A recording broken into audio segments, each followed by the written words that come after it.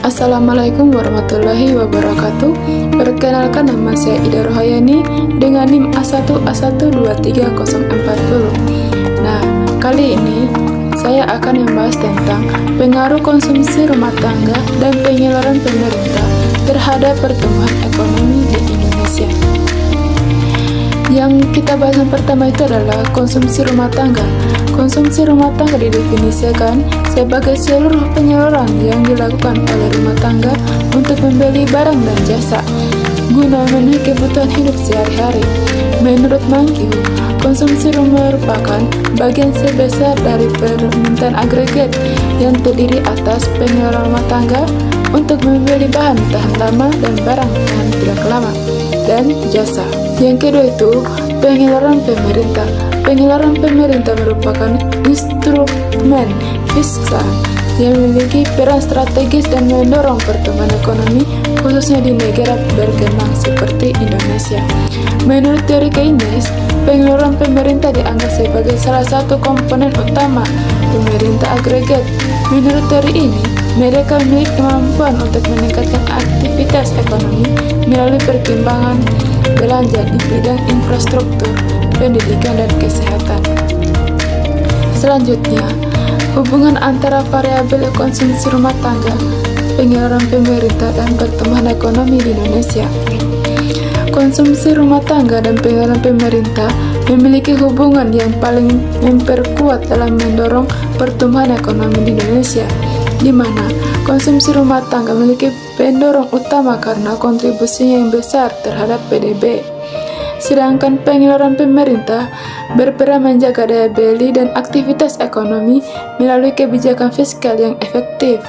Sinergi keduanya mampu meningkatkan permintaan agregat, memperluas produksi, menciptakan lapangan kerja, dan pada akhirnya memperkuat pertumbuhan ekonomi nasional. Selanjutnya, persamaan matematika. Persamaan matematika memiliki rumus, yaitu Y sama dengan F dalam kurung C, G. Keterangannya, Y pertumbuhan ekonomi, F fungsi atau hubungan ketergantungan, C konsumsi rumah tangga, dan G pengeluaran pemerintah. Selanjutnya, model ekonometrika. Model ekonometrika memiliki rumus, yaitu YT sama dengan A tambah B beta CT tambah B GT tambah UT.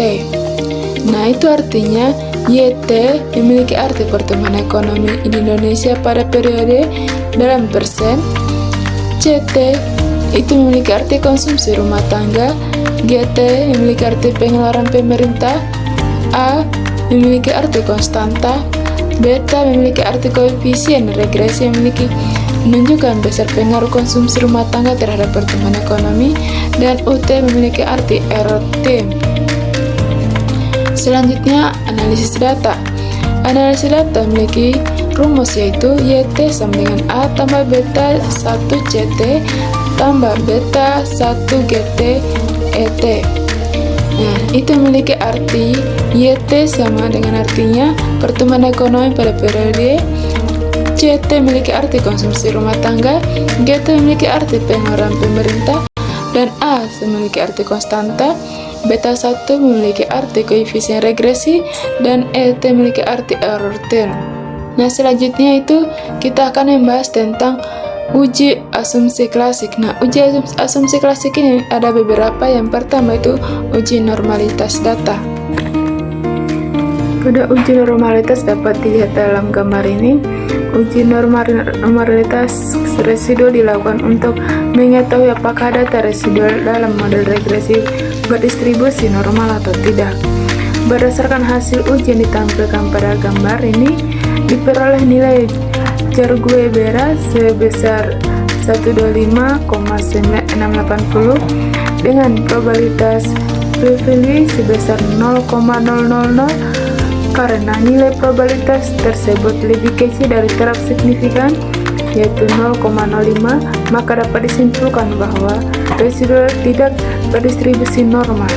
Hal ini juga diperkuat oleh nilai skewness sebesar minus 2,2448181 yang menunjukkan bahwa distribusi residual miring ke kiri, serta nilai kurtosis sebesar 9,004,0720 yang jauh lebih tinggi dari nilai normalnya, menandakan bahwa distribusi memiliki puncak yang tajam dan secara visual histogram residual menunjukkan sebesar data berkumpul di sekitar nilai 0, namun dengan beberapa nilai ekstrim di sisi negatif sehingga distribusi tidak simetris. Selanjutnya, uji autokorelasi. Uji autokorelasi dapat dilihat dalam gambar ini berdasarkan hasil uji Brecht-Square atau serial korelatif. Diperoleh nilai probabilitas statistik sebesar 0,000 dan probability square sebesar 0,000, yang keduanya lebih kecil dari tingkat signifikan 5% atau A sama dengan 0,05.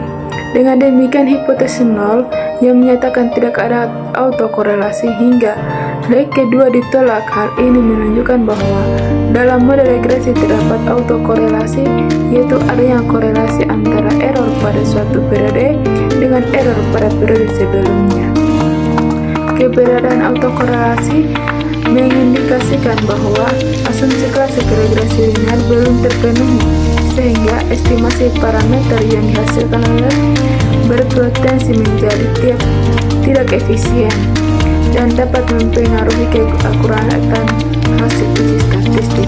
Oleh karena itu, diperlukan penanganan lebih lanjut seperti penambahan variabel least penggunaan metode generalized least square atau penerapan log standard error agar model regresi yang dihasilkan menjadi lebih valid dan reliable.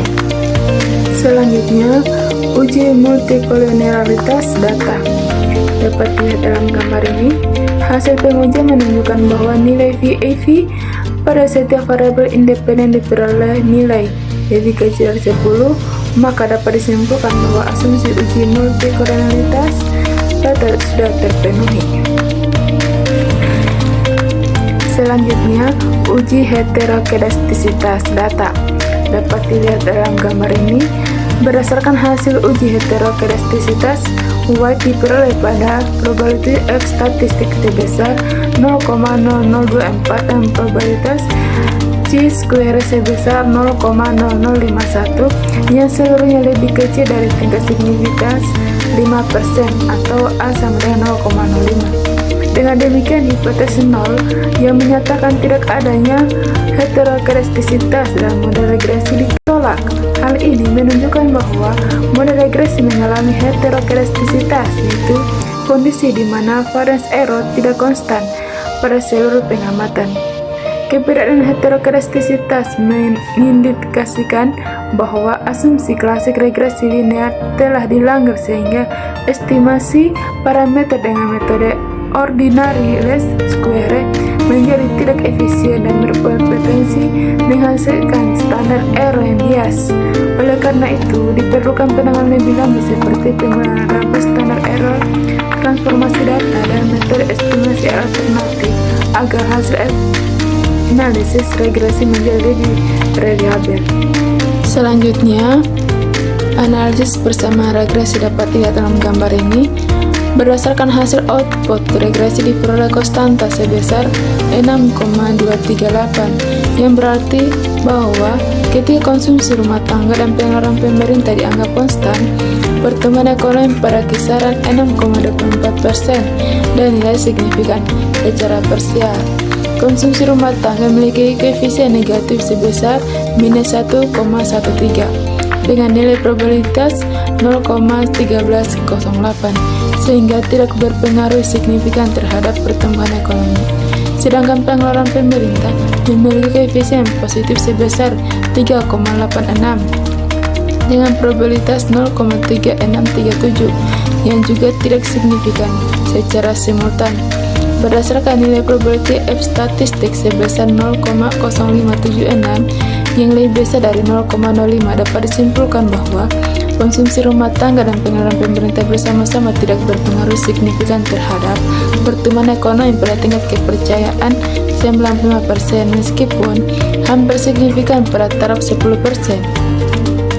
Nilai adjusted R squared sebesar 0,0767 menunjukkan bahwa kedua variabel independen hanya mampu menjelaskan 7,6% variasi pertumbuhan ekonomi, sedangkan sisanya dipengaruhi oleh faktor lain di luar model.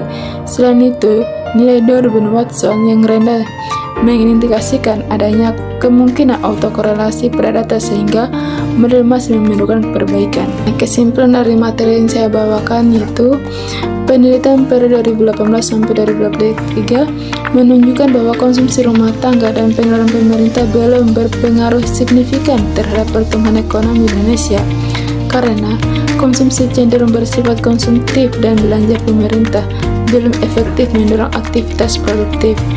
Secara simultan, keduanya juga tidak signifikan sehingga pertumbuhan ekonomi Indonesia lebih banyak dipengaruhi oleh faktor lain seperti investasi, kualitas SDM, produktivitas, dan stabilitas makroekonomi.